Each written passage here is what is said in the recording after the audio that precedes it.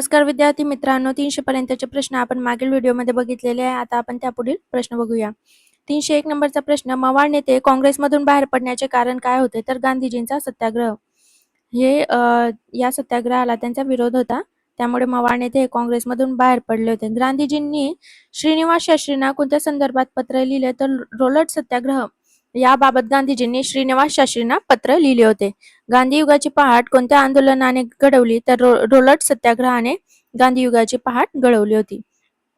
त्यानंतरचा प्रश्न, रोलट सत्याग्रह कोणत्या महिन्यात सुरू झाला? तर एप्रिल 1919 मध्ये, म्हणजे या एप्रिल महिन्यात रोलट सत्याग्रह हा चालू झाला होता.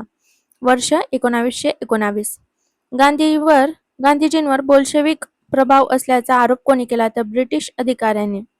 मागील व्हिडिओमध्ये आपण बघितलेले आहे की बोल्शेविक हे कोणी संबोधले होते गांधीजींना.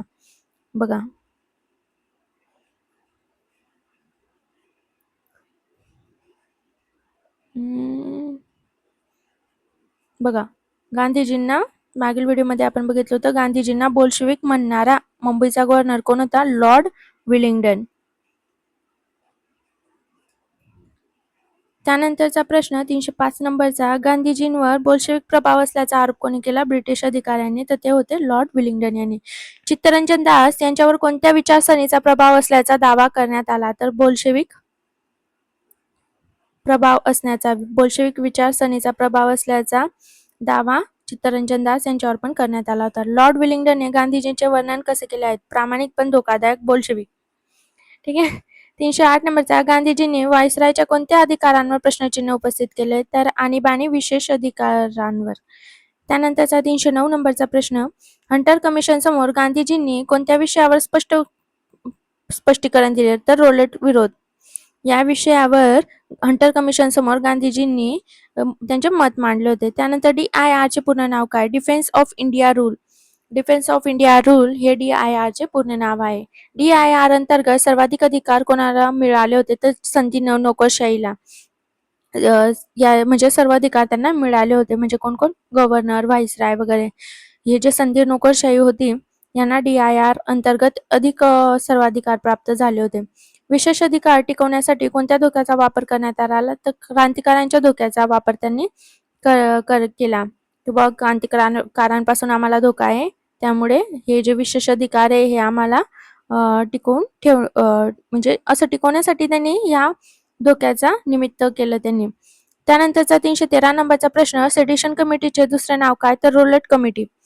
314 नंबरचा प्रश्न, रोलट कमिटीवरील भारतीय सदस्य कोण होते? तर CB कुमारस्वामी व प्रभाषचंद्र मित्र. रोलट कमिटीतील भारतीय सदस्य कोण होते? CB कुमारस्वामी व प्रभाषचंद्र मित्र. त्यानंतरचा 315 नंबरचा प्रश्न, रोलट कमिटी स्थापन होण्यामागील प्रमुख हेतू काय होता? तर ब्रिटिश सत्ता टिकवणे. बघा, मागेच त्यांचे जे सर्वाधिक अधिकार होते, विशेष अधिकार टिकवण्यासाठी त्यांनी या धोक्याचा वापर केला की क्रांतिकारांपासून आम्हाला धोका आहे, आणि त्याचा मुख्य हेतू काय होता? तर ब्रिटिश सत्ता टिकवणे. रोलट कमिटीचा जो हेतू होता तो असा होता.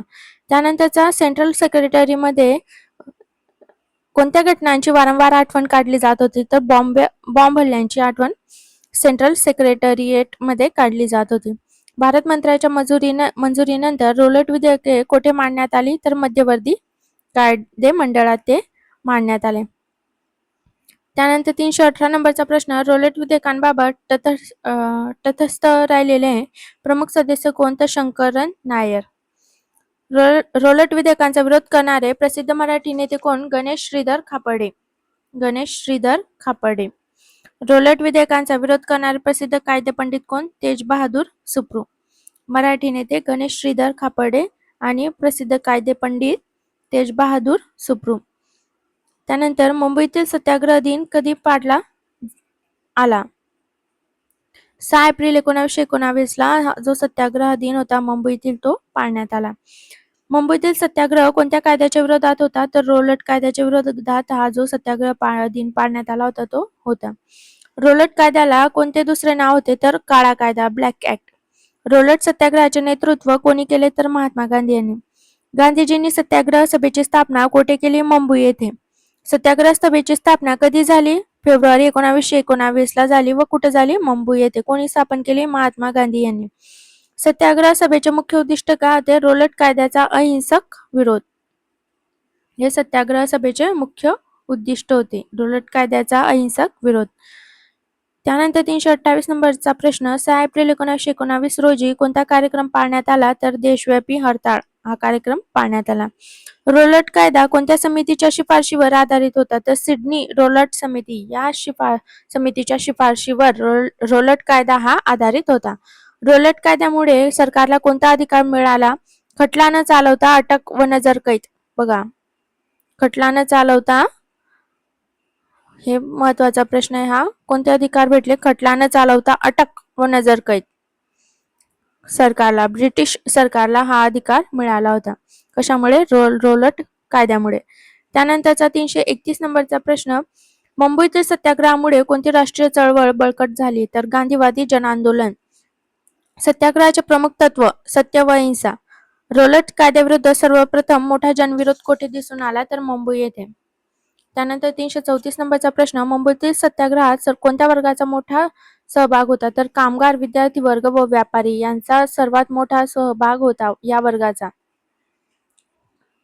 त्यानंतर 335 नंबरचा प्रश्न, गांधीजींच्या नेतृत्वाखालील पहिले अखिल भारतीय आंदोलन कोणते? तर रोलट सत्याग्रह. 1919 चे जे सत्याग्रह हे 1857 नंतरचे सर्वात मोठे अखिल भारतीय जन आंदोलन हे मानले जाते.